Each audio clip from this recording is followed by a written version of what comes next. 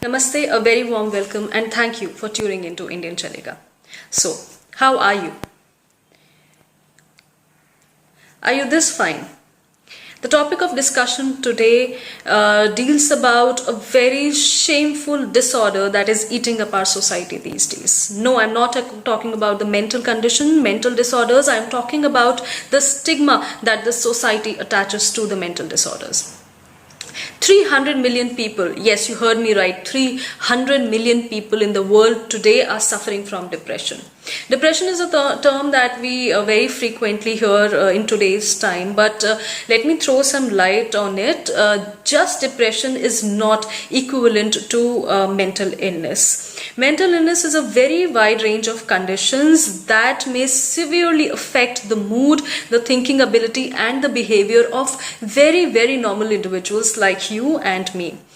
I've tried to list down some of the most common types of mental illnesses. They are clinical depression, anxiety disorder, bipolar disorder, which means episodes of mood swings, dementia, commonly identified as memory loss, hyperactivity disorder, schizophrenia, which is characterized by thoughts or experiences that seem out of touch with reality, obsessive compulsive disorder, OCD, autism, post-traumatic stress disorder, PTSD, which is a disorder characterized by failure to recover after experiencing a terrified event in life.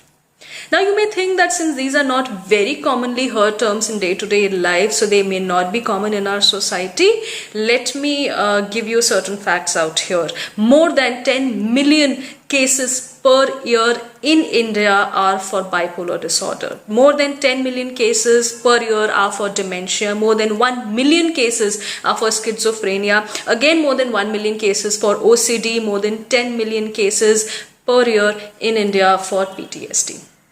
So now you will believe that mental illness needs instant and urgent attention. The World Mental Health Day is observed every year by the World Health Organization, WHO, to generate awareness, most importantly to remove the stigma which is attached with these conditions.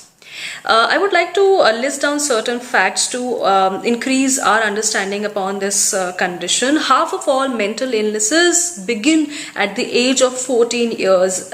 Hence, it is very important for us as elder sisters, elder brothers, as parents, as uncles and aunties to pay very important attention at the age of adolescence of a child, and not to isolate the child by saying that this kid is very naughty or the girl is going out of hand and all those things, but to talk to them, to open up to them, to give them our love, our time and our energy.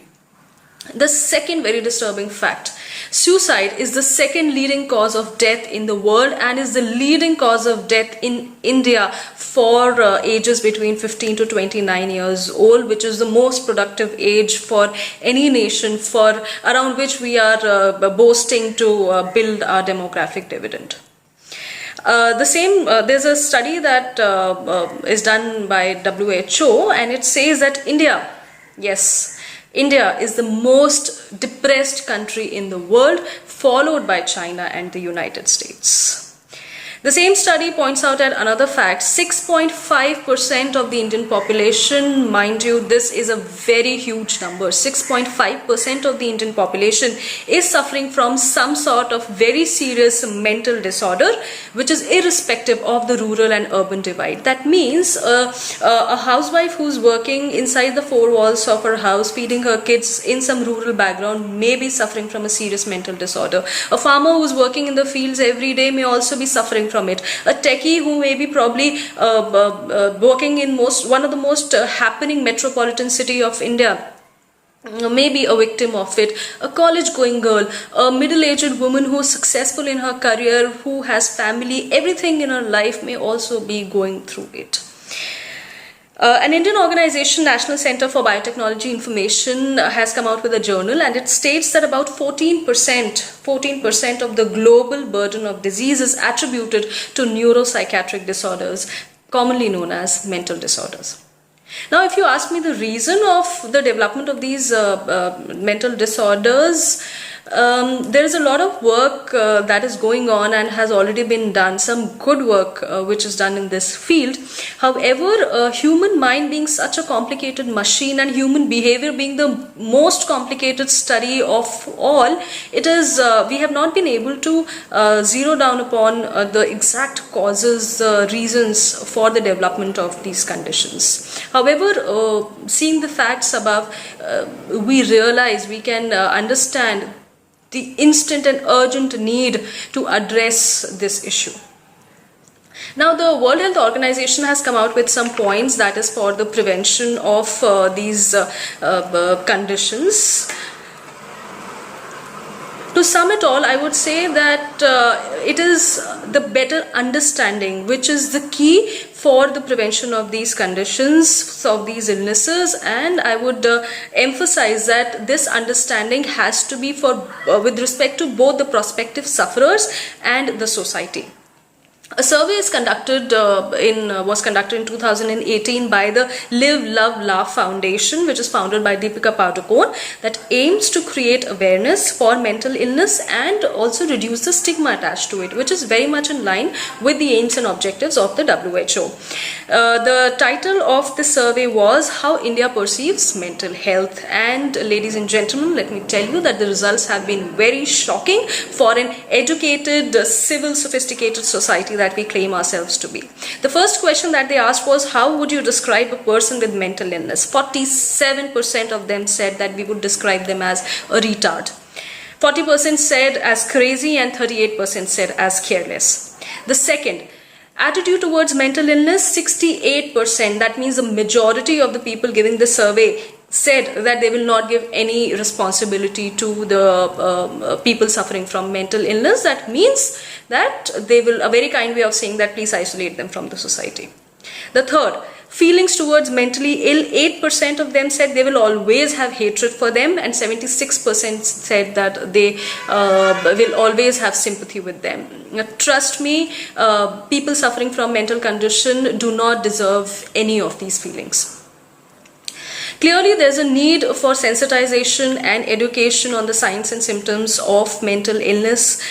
We have to tell our people who are in our surroundings, it may be our friends, our colleagues, our acquaintances, that it is okay to be suffering from these signs and symptoms. It is okay to talk to friends, to family, and it is also okay to seek professional help. Rather, I would ask you to please encourage them to seek professional help. The Government of India runs a national mental health program, and under which it has established 11 centers of excellence in mental health which are already running in India. I would ask you, in case you have somebody or you are suffering from it, please avail the facilities provided by these centers of excellence. They are for us, that the government is running them.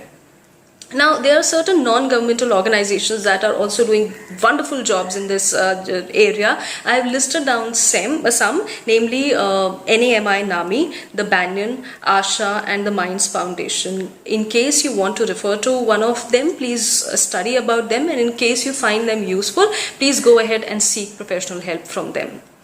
I would say in the end that please talk to people who are suffering from mental condition, open up to them, remove the stigma, because we claim ourselves to be an ultra modern society, and in this society the stigma that is attached to mental condition is people not very cool.